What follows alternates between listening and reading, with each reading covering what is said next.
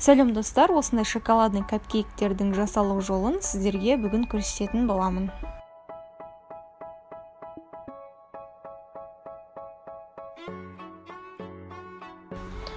Енді бізге 40 грамм қант, 1 жұмыртқа, 5 грамм разрыхлитель, 5 грамм какао және 20 грамм шоколад пен 20 грамм сармайды осылай ерітіп аламыз. 50 грамм ұн қажет және Қазақстан шоколады қажет болады.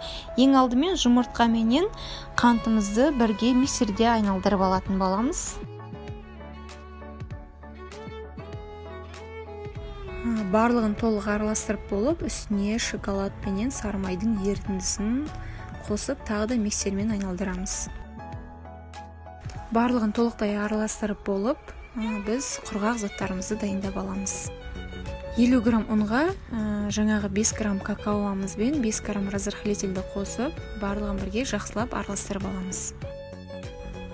Құрғақ заттарымыздың барлығын ситаның көмегіменен сұйықтығымызға құйып, барлығын миксермен тағы да айналдырамыз.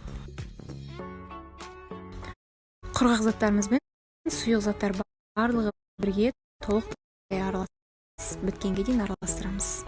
Енді капкейкті пісіру үшін бізге осындай форма қажет болады, және менің қолымдағы қазір капсула деп аталады. Осы капсуланың 6 штугы қажет болады. Біздің рецептімізден 6 штук капкейк шығады. Енді бірінші азғантай бөлшегін құйып шығамын. Оның үстінен мен шоколад қойып шығам, және тестоның тағы қалған бөлшектерін осы шоколадтың бетін жауып шығатын боламын. Осы уақытта печкамызды 180 градуста қыздырып қоямыз, және 15-20 минутта пісіп шығады. Енді кремін дайындаймыз. Бізге 150 грамм крем-чиз, 100 грамм сливки, 50 грамм қант және какао қажет болады, 15 грамм. Ең алдымен қант пенен крем-чизді бірге араластырып аламын. Сосын сливкиді құйып, қоюланғанға дейін араластыратын боламын. Барлығы араласып шықты. Енді осы кремді теңдей екіге бөліп аламын. Біреуін шоколадны қылым, ал біреуіне краситель қосамын.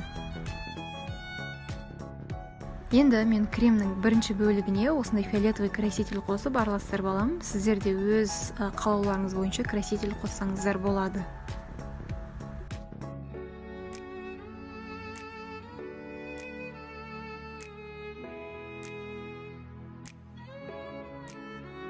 Осымен бізде бірінші бөлігі дайын кремнің. Енді екінші бөлігіне 15 грамм какаоны қосып, барлығын араластырып шығамын. Осымен екінші бөлікте дайын. Қыздар, мен капкейкті екі түрлі қылып пісіріп алдым. Біреуі осылай тестаны көбірек қойдым, а біреуіне азырақ қойдым.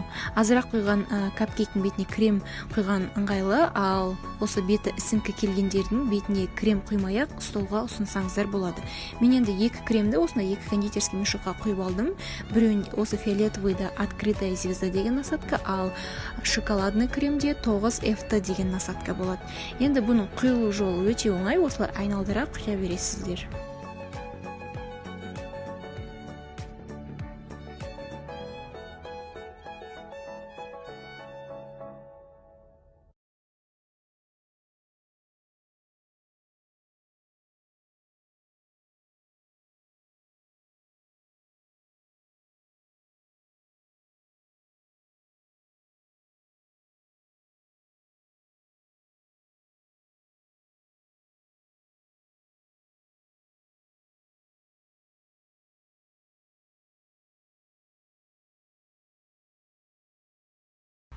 Достар, осымен бізде капкейктер дайын. Рецепт көңіліңізден шықты деп сенемін.